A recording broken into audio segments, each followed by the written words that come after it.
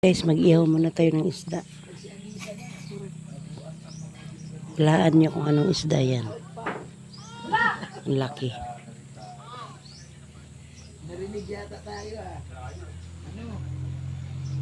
Nandito ako sa Bicol ngayon.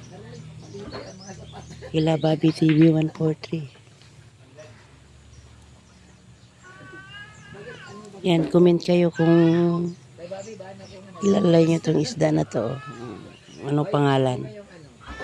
Masarap to isabaw, ihaw.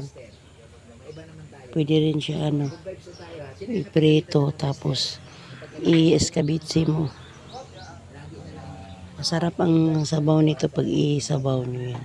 Sino kaya napagalitan ng mga misis, napagalitan ng mister kasi hindi nakapagsain. Blooming ko yung babi. Masaya kasi. Oo. Makikipit ko talaga. Masayain. Ano ang talika naman? Anong salita?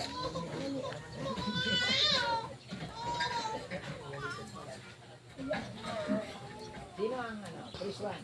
Kung sila, malakas ang loob niya namin, ayun pinagalitan. Yan si Bobby TV 143. Naka-live siya sa YouTube.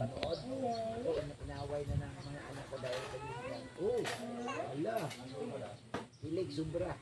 Ate Chris. Ate Chris, paano ka magkiligin, Ate Chris? Ano ba yun?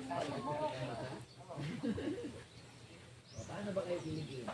Uy, ang dami nang nagbuwan, pagalitan. Ala, napagalitan na kayo? Naku, pagalitan. Guys, tingnan mo yung puno nila kakaiba. Oh. Ano bang ginawa niyo? Bakit pinagalitan? Hulaan nyo kung anong puno yan. Ako araw-araw nagagalit ang asawa ko kung daw ako dito sabi. Andito ako ngayon sa Bicol, sa Dait. Dito sa Lingap Center ni Bobby TV 140. Team Kalingap po siya.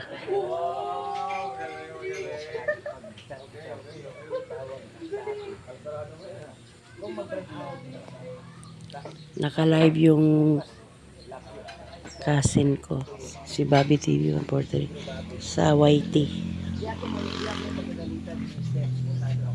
Ako nag-iihaw ng isda. Ulam namin tanghalian. Hinaan ko lang boses ko kasi naka-live yung isa. Oh, ayun oh.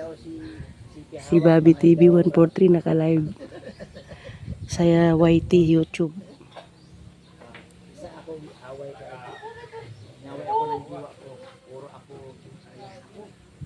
Ako Kuya Bobby, napagalitan ako kasi nasunog niluto ko. Huwag niyo pong iwanan yun. Huwag niyo po kasi dapat kasi bago kayo manood. Ito, ganito. Kung i-upload yan ni Kalinga Prab mamaya, dapat ngayon nagluto na kayo, naglinis na kayo. Lahat gawin nyo na. Para pagdating ng gabi, ayahay na kayo. Huwag nyo isabay.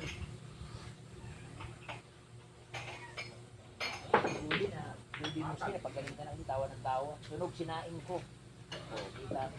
Kaya nga, pansit ko ay para sa ay, mamaya ng pansit ba ito? Para siyang kanto. Pero iba. Sabi ng anak ko, natin pagalitan kasi maghapon na yung muod. Ako Kuya Bobby, nakadlaw mag-isa. Thank you for watching.